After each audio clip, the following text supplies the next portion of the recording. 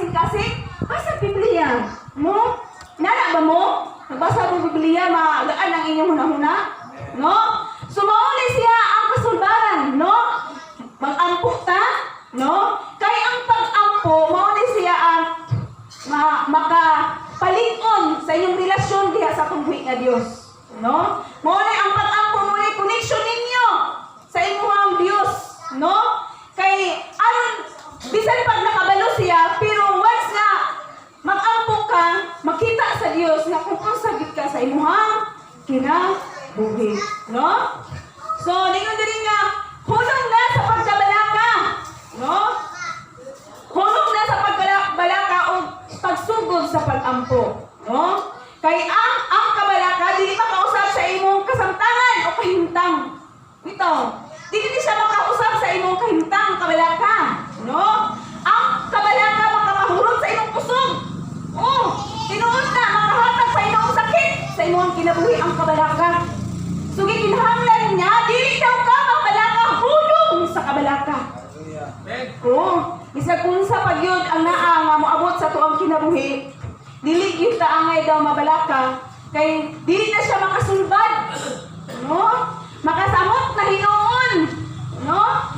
Imbis kay naita pamunon, ikaw ay grabe nimo kabalaka, high blood, stroke hinuon ka. So naduha na mo, no? Nga dili pa gyud dito kamatay, maalang-alang pa, o diduha na mo. So wala gyud siya kasulbaran kung grabe ang atong kabalaka. Mo ingon nga hulong sa kabalaka. So lingon din sa Pilipos. Pilipos 4:6 hangtod sa 7.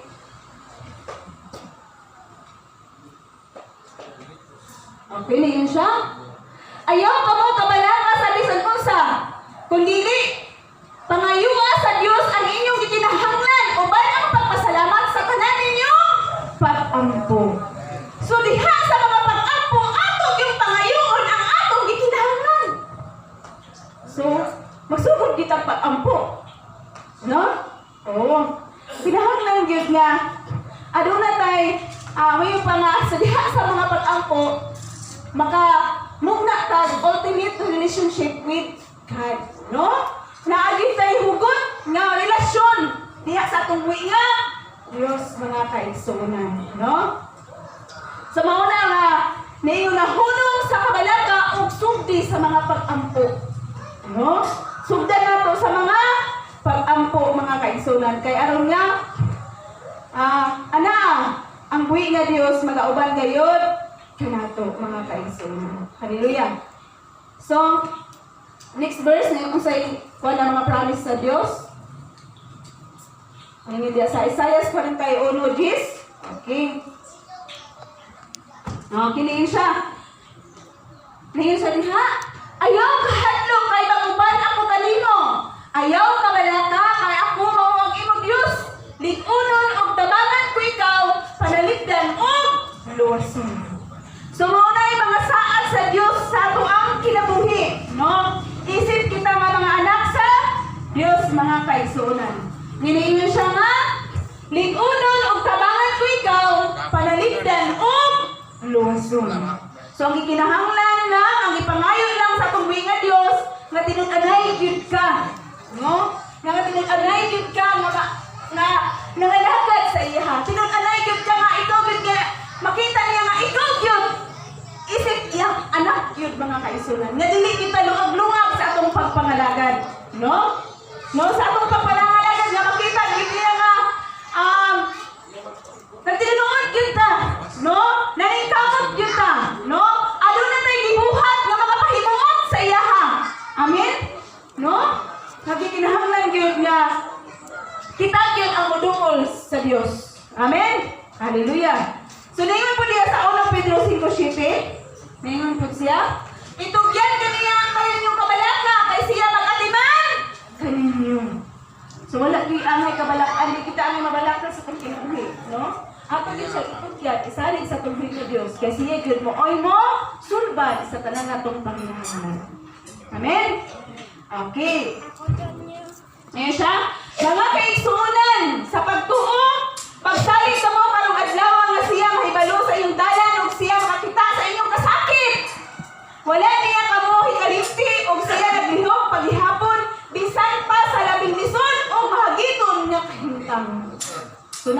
gyud ang Dios kanunay kanato magauban sa ato ang kinabuhi, no? Siya misaad siya sa Isaias 60:22, ngayon siya, ang pulong sa Dios. Musanay ang labing biyutay kanila o mahimong gamhanang nasod. Inigabot sa asong panahon, daliun ko kini pagmuhat ako mao ang Ginoo. So, siya giingon nga, mapadali niya ang panahon. No? Kung grabe na yun ang kalisod, o niya ang iyang mga kaanakan, di na unsa lang ang kahintang, no? Iyon siya, daliun ko ang panahon, no? So, aron niya na apay iyahang mahabilin, no? Daliun niya ang panahon. So, ang Diyos gihapon mo makahimo niya na tanan, no? Mga magtotoo bangon gikan sa mga gahong sa depresyon o kabuga ka ng daang yawa gikan sa imong kinabuhi sa ngalan ni Jesus, no? Sa tanan na to nga mga pagsulay, kita mga anak sa Dios, no? Ningon din sa Job 22:28, ningon ang pulong sa Dios. Mulampos ka sa tanang mong buhaton o budan ang suga diya sa imong agianan. So mga kaisulan ka na nga mga saad sa Dios, aduna gid tay makita nga kalampusan o aduna gid tay makita makapot siya dag-anan sa ato ang kinabuhi. So ang mga anak sa Dios mahimong yung magmadaugon kung kauban nato siya sa tanan nato nga mga pagsulay sa ato ang kinabuhi, no? Magkalalain man tag mga pagsulay, magkalalain man tag isagubang sa atong kinabuhi, dili nato kalimtan nga ang saad sa Dios kanunay gayud siya anaa nagauban o nagapahimutang nagapanalipod, no, sa ato ang kinabuhi. So siya nakakita sa atong danan, no? Nakita niya kung sa atong punahan sa atong kinabuhi, no? So siya gyud dasayod sa tanan nato nga mga kalisod sa ato ang kinabuhi, no? Sa conclusion no sa oras do. Okay. Sa conclusion na to mga kaigsunan nagaingon diri. Okay. Nagaingon diri. Don't forget to walk in obedience to God's words. It is through your obedience that you shall be blessed. No? Nga sa atong kinabuhi, dili gid nato kalimtan nga magalakaw ta nga magatuman ta sa pulong sa Dios. No naman gid na.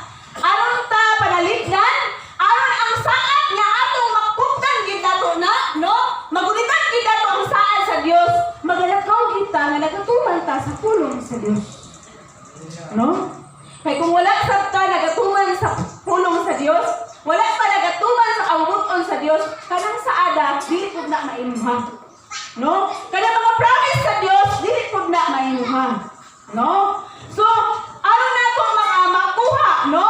Aron nato hatagan ta sa mga saad, hatagan nato. Aron nato makabuot ang kalampusan.